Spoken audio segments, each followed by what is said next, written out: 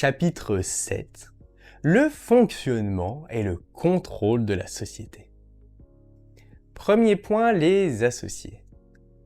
Les associés doivent recevoir les comptes sociaux de leur société, quel que soit le nombre de parts qu'ils ont, et ce, avant chaque assemblée générale annuelle.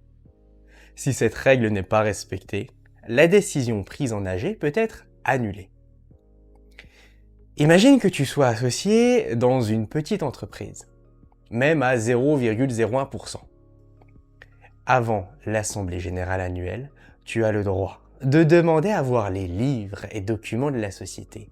Et si tu as des questions sur la gestion de la société, tu peux les poser par écrit et les dirigeants doivent te répondre pendant l'assemblée générale. Si on refuse de te montrer les documents avant l'assemblée générale, tu peux même les obtenir en allant en justice. Dans les SA et les SARL, tu peux aussi nommer un ou plusieurs experts de gestion pour qu'ils vérifient certaines opérations. Par exemple, si tu as des doutes sur un gros achat fait par la société, tu peux demander à un expert de vérifier ça pour toi. Point suivant, le droit de vote en assemblée générale. Tous les associés ont le droit de participer aux décisions collectives. Par exemple, si tu possèdes des parts dans une société, tu peux voter lors des assemblées générales pour approuver les comptes annuels, décider de l'affectation des bénéfices, etc. Si tu ne peux pas venir en personne, tu peux te faire représenter par quelqu'un ou même voter par correspondance, par email, par visioconférence ou téléphone, si c'est prévu dans les statuts. Imaginons que tu sois en vacances au moment de l'assemblée générale, tu peux quand même participer en envoyant ton vote par email, à condition que ce soit prévu dans les statuts de la société.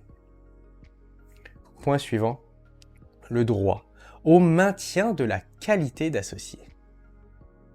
Ce droit te permet de rester associé tant que tu respectes tes obligations.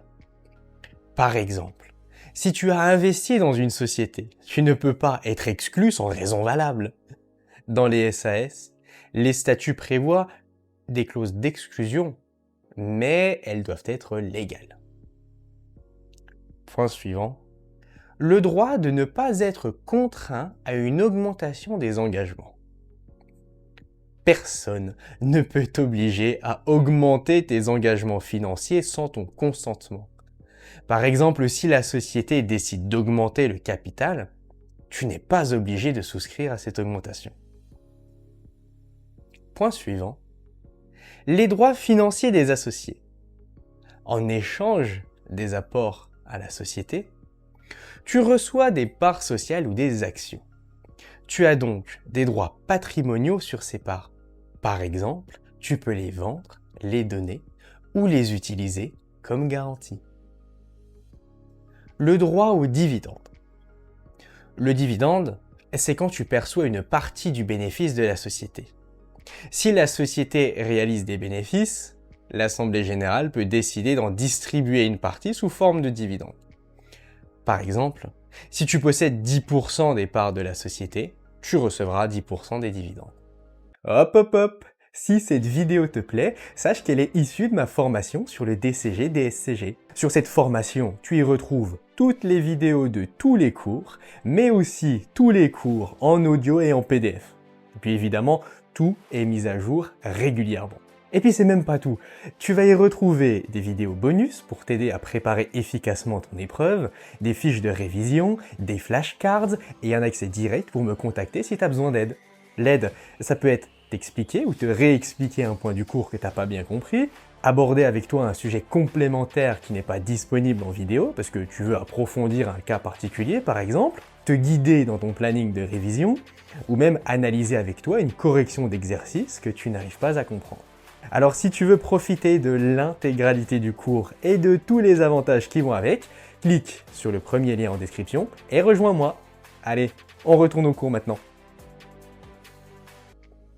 Si des dividendes sont distribués en violation des règles, ils sont considérés comme fictifs et peuvent entraîner des sanctions. C'est-à-dire que si les dirigeants distribuent des dividendes sans avoir approuvé les comptes, ils peuvent être tenus responsables. Point suivant, le droit de céder ses titres. Les parts sociales ou actions ont une valeur et font partie de ton patrimoine. Tu peux les vendre ou les donner. Si tu veux vendre tes parts, tu dois juste informer la société et les autres associés de ton projet de cession en précisant les détails comme le nom de l'acheteur et puis le prix. Dans certaines sociétés, les associés ont le droit d'accepter ou de refuser l'entrée de nouveaux associés. Par exemple, si tu veux vendre tes parts, les autres associés peuvent devoir donner leur accord. C'est ce qu'on appelle le droit d'agrément. Si la société refuse l'agrément, elle doit alors trouver un autre acheteur ou racheter tes parts elle-même. Point suivant, l'abus de droit des associés. Si les associés abusent de leurs droits, ils peuvent être sanctionnés. Par exemple, l'abus de majorité survient quand les associés majoritaires prennent des décisions contraires à l'intérêt général pour nuire aux minoritaires. C'est-à-dire qu'ils vont décider, par exemple, de ne pas distribuer de dividendes pour priver les minoritaires de revenus. L'abus de minorité, c'est l'inverse. C'est quand les minoritaires bloquent systématiquement les décisions importantes. Par exemple, s'ils votent contre toutes les propositions lors de l'Assemblée générale pour empêcher la société d'avancer. Point suivant, les organes de gestion de la société. Chaque société a des dirigeants responsables de sa gestion. Les dirigeants sont choisis par les associés et peuvent être des personnes physiques ou morales. Ils sont choisis parmi les associés ou les tiers et ils dirigent et représentent la société. Donc si tu crées une entreprise avec tes amis, vous pouvez décider ensemble de qui sera le gérant. Les statuts de la société fixent les pouvoirs des dirigeants. Ils doivent agir dans l'intérêt de la société et respecter les limites fixées par la loi et les statuts. Un dirigeant, par exemple, ne peut pas vendre le fonds de commerce sans l'accord des associés.